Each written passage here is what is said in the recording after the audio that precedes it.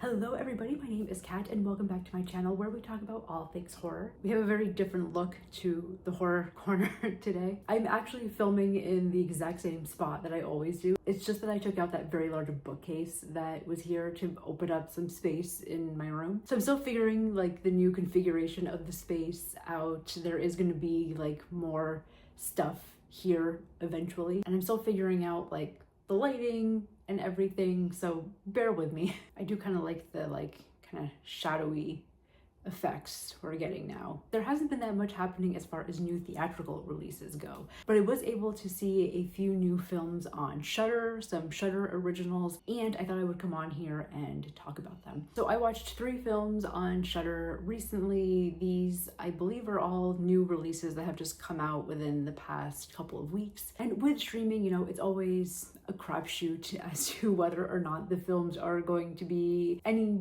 good. It feels very clear at this point that when Shudder has an original film that they feel very confident about and that they know is very strong in terms of narrative and cinematography, those they tend to put in theaters, right? If you're thinking of something like Late Night with the Devil or Oddity. And then there's the ones that they just like throw up on there because they're like, we need to make our quota for content this month. I think the biggest problem that I have with a lot of streaming horror is really just in the narrative and the themes not being quite there. But let's get into each film specifically and go over what worked about them and what didn't. So the first film that I watched is The Dead Thing. This is a film that follows this young woman who is very disillusioned with life. She works a very boring job that involves scanning stuff. I think she scans papers. It's like a job that she goes at and works overnight. She has the like creepy male coworker that's always trying to hit on her. She lives in a tiny apartment in Los Angeles with her best friend. She's on dating apps and goes on these dates with guys that really only go as far as the one night stand. So she doesn't really have any like real connections with people in her life, very isolated. And then one day she goes on a date with a guy that she really hits it off with, and she thinks that she's finally found her person, she's finally found the one, and lo and behold, she finds out that this guy is actually dead, and it's his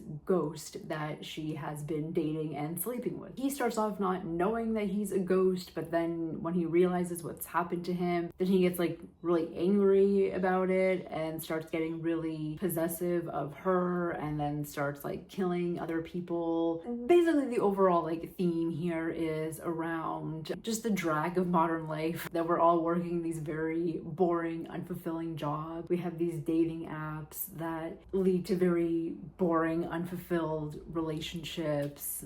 Everything is a transaction. There's nothing meaningful in the world. Very much going off of that. And that is essentially making us all like the living dead. This is a film directed by Elric Kane, who some of you may be familiar with if you listen to a lot of horror podcasts. I remember listening to him when he did the Shockwaves podcast, that I think was a Blumhouse podcast a few years ago. I know he has a couple other like horror and movie podcasts, so you might be familiar with him from that world. It does have a kind of giallo feel to it, and there are definitely like other homages happening within this film. It was getting like some Hellraiser vibes as well. At least I think that's kind of the tone it wanted in terms of wanting to be this erotic type of horror film. I don't think it quite like got to the Hellraiser level, mainly because I just don't think the two main characters have that great of chemistry together. This is definitely a slow burn film, and I would say that's the main theme across all of the films I'm talking about today. And when we're talking slow burn, we're talking like slow burns, which some people are going to enjoy and some people not so much. This film, I will say, like, it's short. It's only 90 minutes, but it is more interested in spending time with the characters and having these conversations. Yes, there is some gore that comes in here and there, but not a lot. It's not a very gory film. There's only, I think, maybe a handful of kills throughout the whole thing. I can think of like 3 or 4 off the top of my head. I feel like for some people, this movie's gonna be a little boring. If you're more into the psychological stuff, you might enjoy this more. Although I feel like the one thing that's really holding this movie back is in the character development and in the character arc.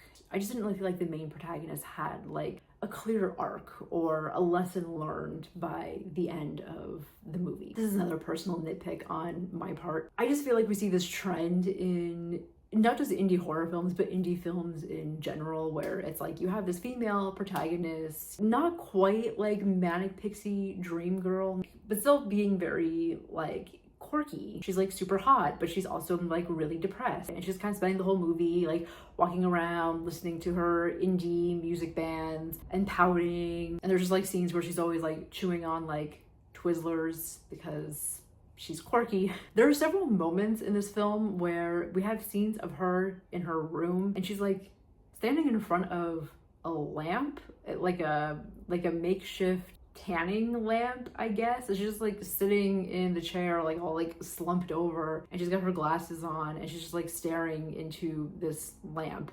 Sorry, but it just very much came across as like a man writing what he thinks sad horny girls are doing in their room. Maybe some of them are, I don't know. So again, you have like these quirks about her, but that doesn't really say much about who she is as a character. Like, yes, I know she's bored at her job. I know that she's struggling to find a relationship, although I don't even really know if she wants a relationship with someone or if she is just looking to hook up with people. But yes, the world is sad for her, and then she meets this guy that finally like ironically makes her feel alive, and then he's dead, and then she's kind of like okay with him being dead and being a ghost and isn't really that freaked out about it and keeps sleeping with him. I guess that was just kind of another thing that felt a little bit unrealistic, like really just like okay sleeping with this guy even though you know that he's not real. And again, it's not like these are two people that had a previous relationship like what you do see in Hellraiser, which would at least give some explanation as to why this woman would be okay with allowing this like dead guy to be touching her. And yeah, I just did not buy the chemistry between these two characters. The actress, like, she was okay, but the actor that they got to play the male protagonist, like, sorry, I wasn't buying it. I feel bad saying that, but it just was not working for me. The ending, I won't spoil what it is. I just felt like it didn't quite have the same punch that it wanted to. I think in a film like this, in which the characters' actions are going to have consequences for them by the end of the film, that works well when you can also have a moment where you're showing that your character is growing in some way. Have a moment in which your character is in the opposite position of where they were at the start of the film. And I just didn't feel like the film went all the way with that. Like, we kind of get some moments of her where she meets this other guy that comes into her workplace and they kind of have a connection, and so there's something like there where she has like a genuine like connection with someone. She just have her friend that she's living with, and her friend also dealing with a heartbreak, but is also like, hey, let's like hang out. Like, we never hang out together anymore. And she's just kind of like, yeah, whatever. There's a reason for that. You realize that she betrayed her friend in a way that feels honestly very contrived and convoluted, and it's just kind of thrown in there in the last like few minutes of the story, and kind of makes you just like her as a protagonist even more, because again, the reasons and the motivations as to why she would betray her friend in this way are never made clear. Again, I feel like that moment would have had much more of a punch to it if we had a scene where we could really see the friendship between these two characters. Most of the scenes that we see them together, they're very antagonistic towards each other. I don't know, I guess just having something where it was like, have a good moment with a friend, then we see her guilt because of what she did that the friend doesn't know about yet. And then it's kind of like all that guilt and anxiety that's causing this downward spiral for this protagonist. I feel like when you're going to throw something in there, like in the last minute of the third act, it kind of feels like an unnecessary curveball. If it was meant to be a twist, it's not a very satisfying one. So overall, I just feel like my thing with this character is that they're very one note throughout the whole film. I think it would have been nice if we got to see them in a different mindset, one that was more joyous, one that was more accepting of life. We get it a little bit like here and there, but I feel like all of these things, like, again, are jammed like right into that third act. And then you get to the end of the film and it's just like, oh, okay, that's it.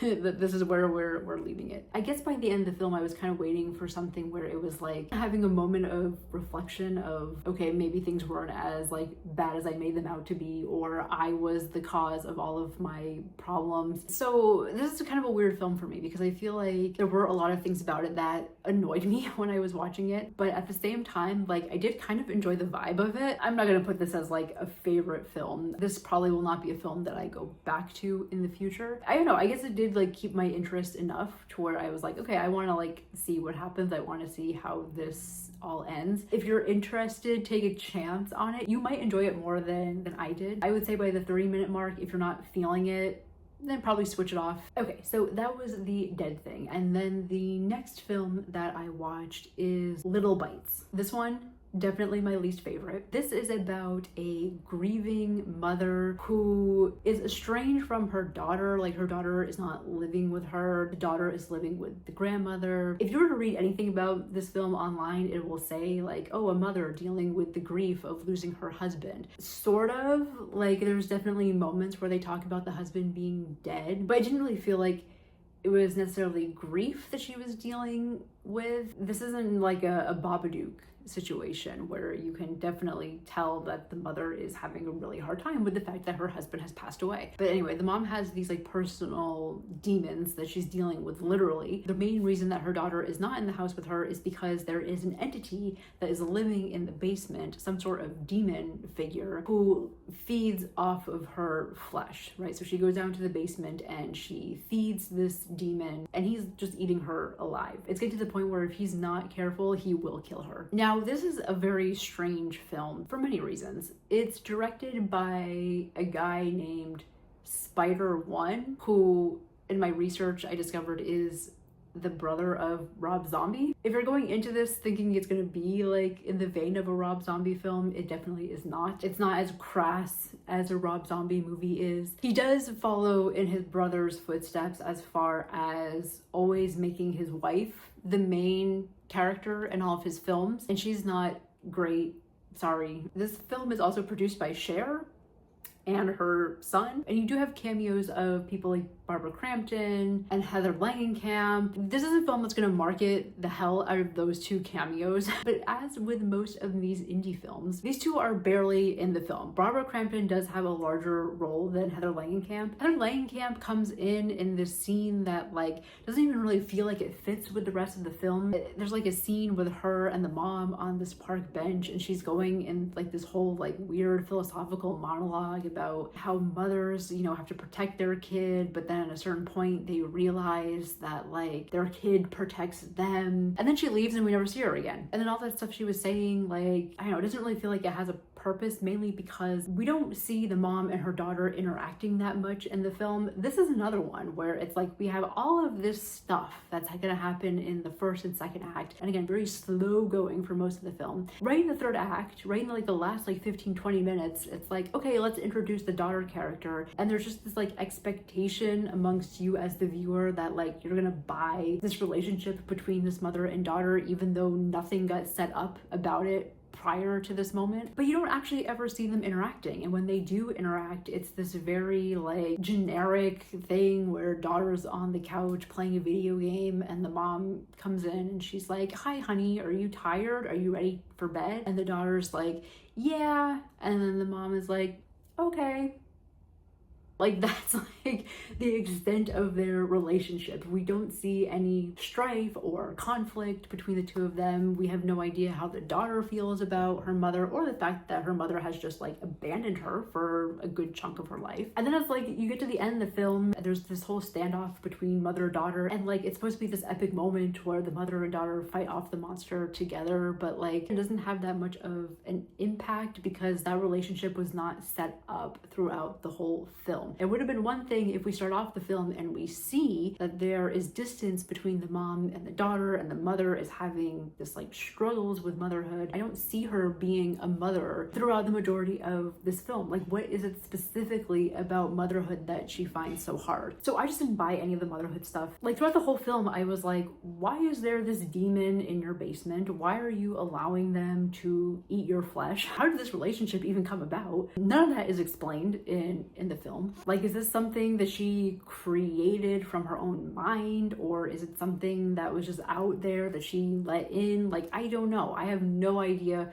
why any of this is happening. I don't know why she wouldn't just like pack up her stuff and leave. It doesn't feel like the demon is that much of a threat in which he's like coming after her and like physically attacking her. Like, she has to go to him, right? He has a little like bell in the basement that he rings every time that he's hungry, and she just like willingly goes down there and is like, okay, well, I guess I gotta feed this guy. Maybe you don't, like, maybe you just like don't have to go into the basement. It feels like we have a very like passive protagonist that could get herself out of the situation but is choosing not to. And sure, you could like make the argument that that's like what the overall theme is of this film, and I do think that's an interesting idea to play with, this idea that like as humans we tend to make our own like hell out of things, and we tend to have things in our life that we just get like stuck on or hung up on, whether yes that's problems with relationships or just general anxieties, and how just kind of focusing on the negativity of those things like constantly, like that can very much eat away at you. So I liked that the demon was kind of being this manifestation of that idea. But again, it just didn't work because we have a very bland protagonist that I don't know what their motivations were. I really don't even know like what they were so upset about.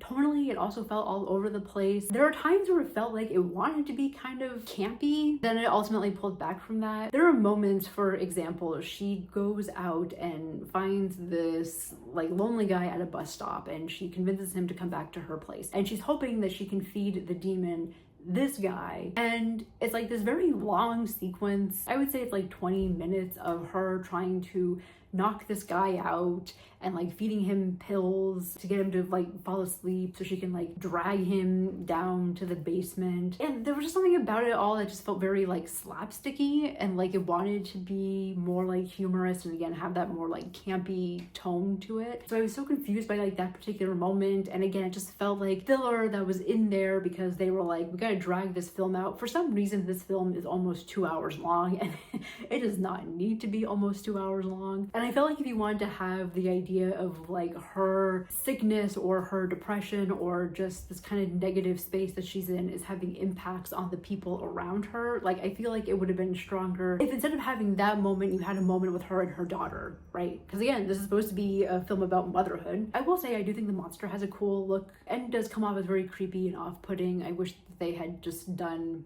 something more with it. Yeah, overall I just found this one really dull and boring, and I wouldn't recommend watching it. So that brings us to the final film that I saw. Now, my original plan was to watch a film called The Birthday, which is another recent Shudder release. Apparently this is a film that was made in 2008, but it's been really hard to find up until now. When I went to play it, I just saw all of the reviews for it, and there were just like not great reviews for this film. I had just finished watching Little Bites, and I was like, I can't sit through another almost 2-hour snore fest. And then there was another film on my queue that caught my attention, and that is NightSiren. Now, the poster is like a woman underwater, so I was like, okay, water, siren, this is gonna be a film about mermaids. It's actually a film about witches and witchcraft, sort of. Not your typical witchcraft movie, which I actually did appreciate. And I will say, out of all 3 films, this one was definitely my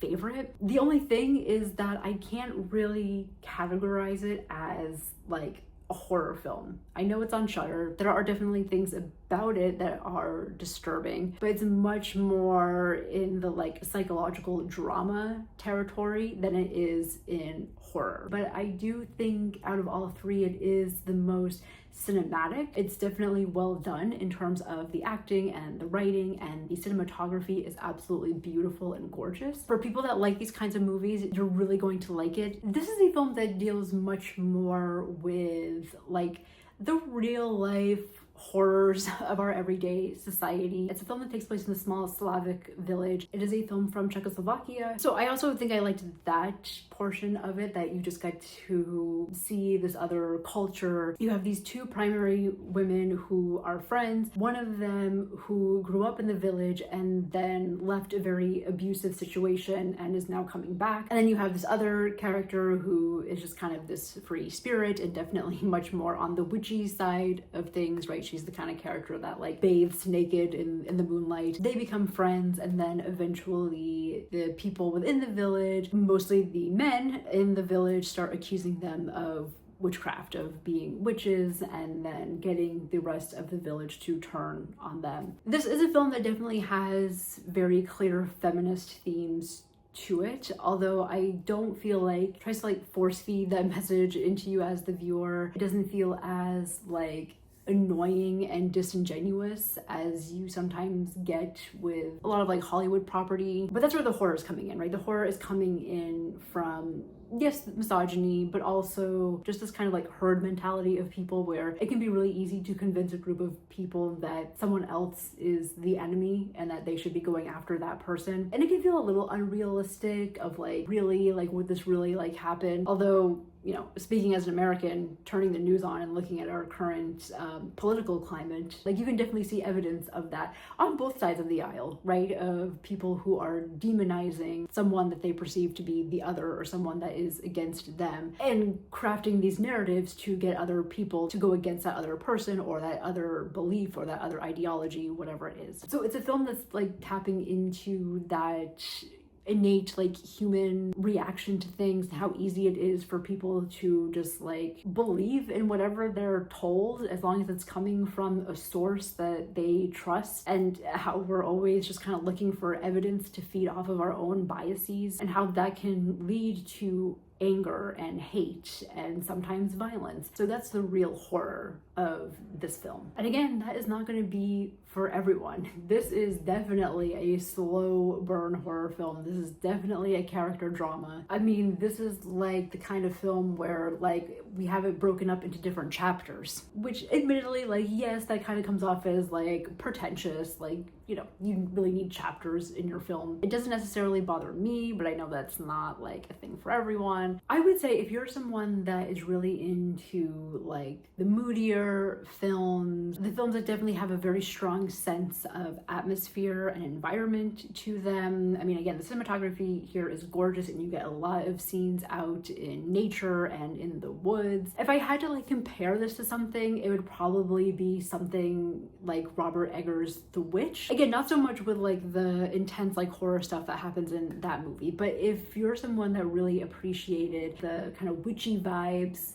of that movie, like if you're someone that, you know, got to the end of The Witch and saw all the women naked dancing around the fire and were like, yes, then I think this is a film for you, because you definitely get more of that in this film. It's much more subtle witchcraft. It's not witchcraft where it's like, okay, yes, they have very obvious powers that they're fighting off the townspeople with. It's not that. It is much more grounded in things like you seeing characters like collecting herbs, for example. It's much more like grounded, down to earth, real life witchy vibes. So if you're someone that's like into that, you would probably enjoy this movie. I am definitely someone that like loves all of that, loves all of those vibes. So I was enjoying this film for that. I will say it is a very melancholic film and it's a bit longer than it needs to be. There are definitely scenes they could have taken out here and there. And the ending, like, I understand why they went with the ending that they did. It wasn't that satisfying for me. I'll say too, like if you're someone that is going into this hoping that it's gonna have that kind of